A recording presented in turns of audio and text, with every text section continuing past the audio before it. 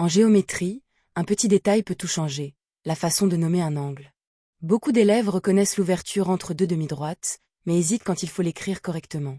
Pourtant, une bonne notation évite les confusions et permet de lire une figure avec précision. Aujourd'hui, on apprend à reconnaître, nommer et noter un angle sans se tromper. À la fin de cette leçon, tu sauras repérer le sommet et les côtés d'un angle. Tu pourras aussi écrire son nom avec les bonnes lettres, dans le bon ordre. Enfin, tu apprendras à distinguer un angle d'une demi-droite ou d'un segment, car ces objets se notent différemment. Un angle est une figure formée par deux demi-droites qui ont la même origine. Cette origine commune s'appelle le sommet de l'angle. Pour nommer un angle, on utilise en général 3 lettres avec le symbole angle, par exemple angle ABC. La lettre du milieu désigne toujours le sommet, et c'est la règle la plus importante à retenir.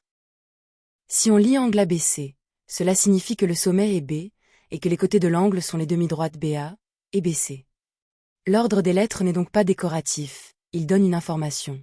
On peut souvent écrire angle ABC ou angle CBA pour le même angle, car dans les deux cas, le sommet reste B.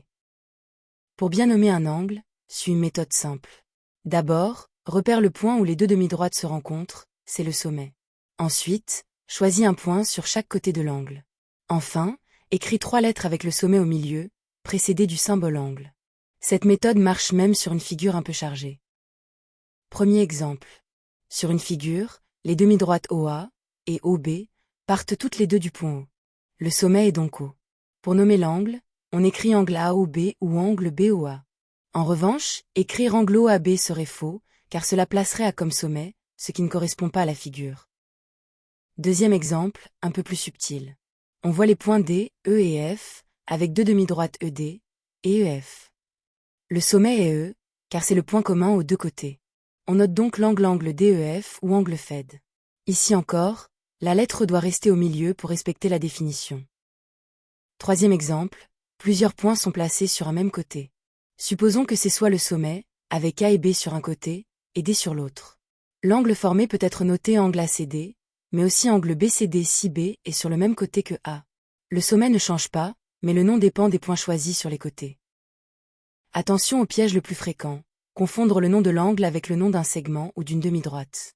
Un angle se lie avec 3 lettres et un sommet au milieu. Un segment se note avec des crochets, et une demi-droite avec un crochet d'un côté seulement.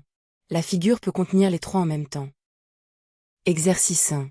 Les demi-droites IJ et IK forment un angle. Comment peut-on le noter correctement? Cherche d'abord le point commun, puis place-le au milieu du nom. Mets la vidéo en pause et essaie.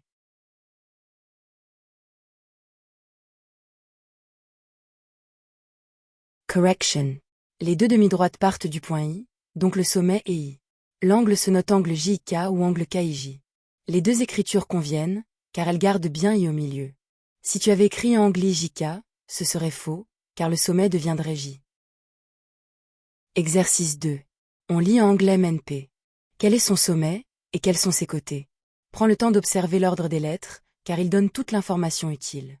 Mets la vidéo en pause et essaie.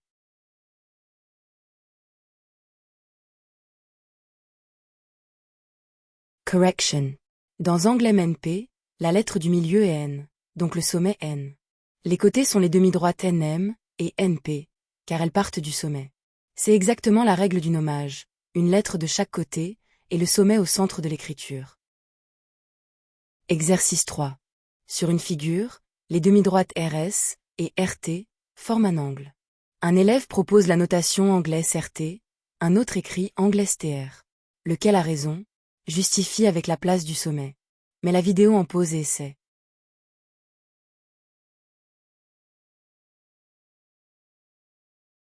Correction. Les demi-droites RS et RT ont le même point de départ, R, le sommet est donc R. La bonne notation est angle SRT ou angle TRS, car R doit être au milieu.